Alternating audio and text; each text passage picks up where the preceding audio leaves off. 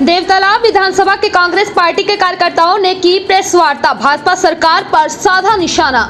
जी हां, कांग्रेस पार्टी द्वारा आज शिव मंदिर देवतालाब में स्थानीय मुद्दों एवं अराजक व्यवस्था को लेकर प्रेस वार्ता घूट से पूर्व विधायक राजेंद्र मिश्रा द्वारा आरोप लगाया कि चारों तरफ अराजकता का माहौल है, कानून व्यवस्था बिगड़ चुकी है, धार्मिक उन्माद फैलाया जा रहा है। राहुल गांधी की राष्ट्रीय यात्रा का हवाला देते हुए ने कहा कि कई जगहों पर रोका जा रहा है, उनकी यात्रा को रोकने का प्रयास किया जा रहा है। वहीं देवतालाब के कांग्रेस नेता राम बहादुर शर्मा द्वारा बताया गया कि देवतालाब के विधानसभा में किसानों की समस्या राष्ट्रीय समस्या बन चुकी है।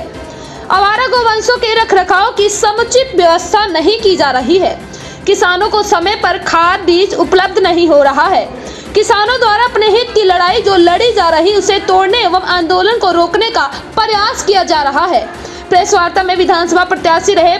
पद्मनेश गौतम द्वारा बताया गया कि ईवीएम का विरोध करने पर एफआईआर दर्ज की जा रही है। इस देश में पहली बार ऐसा हुआ है कि जब पंजाब के स्थानीय चुनाव में शीर्ष कोर्ट के हस्तक्षेप के बाद चुनाव परिणाम बदले गए।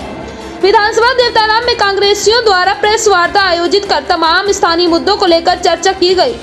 शिव मंदिर देवतालाब में दर्शन उपरांत कार्यकर्ताओं की बैठक में गूढ़ विधानसभा से कांग्रेस पार्टी के पूर्व विधायक राजेंद्र मिश्रा, देवतालाब विधानसभा के पूर्व प्रत्याशी पद्मनेश गौतम, कांग्रेस नेता राम बहादुर शर्मा, राम प्रताप वर्मा, तेज प्रताप तिवारी, आनंद बहादुर सिंह, श्याम बिहारी मिश्रा, अंकुर सिंह, गुरप्रसाद तिवारी आदि लोग उपस्थित रहे। मुझे लगता है कि इसमें जो राष्ट्रीय परिप्रेक्ष्य में और प्रांतीय परिप्रेक्ष्य में, प्रदेश के परिप्रेक्ष्य में जो हालात और वातावरण बने हुए हैं और जिस पर समूचे राज्य की जनता का और देश की जनता का ध्यान आकृष्ट कराने के लिए हमारे राष्ट्रीय नेता आदरणीय राहुल गांधी जी महीनों की यात्रा में निकले हुए हैं। एक बार उन्होंने कन्याकुमारी से कश्मीर तक की यात्रा किया, दूसरी बार उन्होंने मणिपुर से लेकर के मुंबई तक की यात्रा उन्होंने प्रारंभ कर रखा है। ये संयोग है कि 2 मार्च को उनकी वो यात्रा मध्य प्रदेश में मुरैना में पहुंचेगी, वहां से शाजापुर से होकर के फिर वो आगे गुजरात की तरफ बढ़ेगी। जो हालात हैं, जो वातावरण हैं, हम सब लोग देख रहे हैं। उनकी यात्रा को किस तरीके से मणिपुर में रोका गया। मणिपुर पिछले 6 महीने 8 महीने से किस हालात में है कोई नहीं जानता है। इंटरनेट सेवा से लेकर के मोबाइल सेवाएं लेकर के सारी बंद पड़ी हुई हैं। उसके बाद आसाम में क्या हुआ आप सब देख रहे हैं, किस तरीके से मंदिर के दरवाजे बंद किए गए और राहुल गांधी को वहां प्रवेश नहीं होने दिया गया। वहां से निकल करके अगर आप आइए तो अभी शिव जी का मंदिर काशी का सबसे बड़ा प्रतिष्ठान है। 11 ज्योतिर्लिंग में वो माने जाते हैं। भगवान की पूजा करने के लिए राहुल जी, लाखों लोग वाराणसी के बाहर खड़े हुए हैं और राहुल गांधी को मंदिर में प्रवेश करने से दिक्कत हो रही है, नहीं जाने दिया जा रहा है। प्रशासन का इस तरीके से जो प्रकोप है, अभी वो यात्रा समाप्त नहीं हुई है। जैसा मैंने आपसे कहा कि 1 मार्च से वो 2 मार्च को मध्य प्रदेश में आ रही है। हम ये अपील करने के लिए आए हुए हैं अपने तमाम साथियों से, खास करके कांग्रेस पक्ष के लोगों से, कि जब मध्य प्रदेश में उनकी यात्रा 2 मार्च को आवे, कोई 4 से 5 दिन के आसपास में उनकी यात्रा पूरे इस राज्य में रहेगी, तो अपने सभी साथियों से ये अपील करने आए हुए हैं कि हमारे सभी साथी 2 मार्च की उनकी यात्रा जब मुरैना में पहुंचे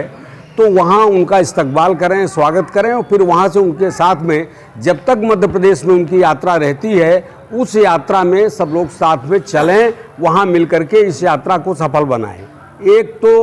ये मुद्दा हमारे मन में था, वो मैं आपसे प्रकट कर रहा हूँ। एक दूसरी बात मैं आपसे कहना चाहता हूँ कि पूरे देश का किसान, आप सब जानते हैं, पिछले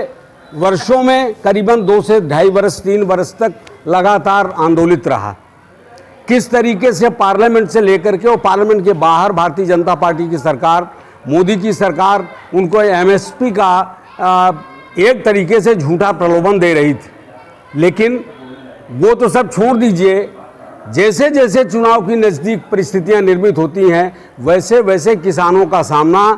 सड़कों में गड़ी कील से, जेल के दरवाज़ों से, और जो अश्रु गैस छोड़े जा रहे हैं, शंभू बॉर्डर की स्थिति आप सबसे छुपी हुई नहीं है। तो जो हालात परिस्थितियां किसानों के बीच में जिस तरीके से निर्मित की जा रही है, एक ये ज्वलंत समस्या है दिमाग में, उसके हिसाब से आप सब लोगों से मैं मुखातिब होने आया हूँ। जहाँ तक रीवा ज़िले का प्रश्न है, हम सब लोग जो बैठे हुए हैं, हमारे साथी, चाहे हमारे पद्मेश गौतम जी हों जो यहाँ से चुनाव लड़े हुए हैं, राम बहादुर शर्मा जी हैं, सरपंच साहब बैठे हुए हैं, ये ब्लॉक कांग्रेस कमेटी के अध्यक्ष हैं गुरु प्रसाद तिवारी जी, हम सभी साथियों के साथ में बैठ करके ये अनुरोध करने आए हैं कि इस ज़िले की हालत अगर आप देख लें तो लॉ एंड ऑर्डर की एक तरफ स्थिति बिगड़ी हुई है, तो दूसरी तरफ ओला और पाला पूरे क्षेत्र को प्रभावित किए हुए है। किसानों की गोलियां वहाँ चल रही हैं, यहाँ कहीं भी,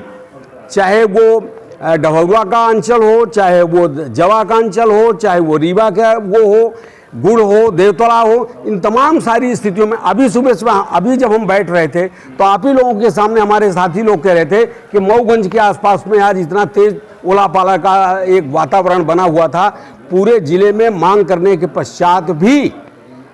कहीं भी कोई सर्वे रीवा ज़िले में, आप सब प्रबुद्ध पत्रकार जन हैं, आप बता दें कि ओला की वृष्टि होने के पश्चात भी किसानों के न तो खाद बीज का, ना ओला का, किसी तरीके से कोई व्यवधान अवधान किसी तरीके से कुछ इस ज़िले में किया जाए, वो सारी चीज़ें दिखाई नहीं पड़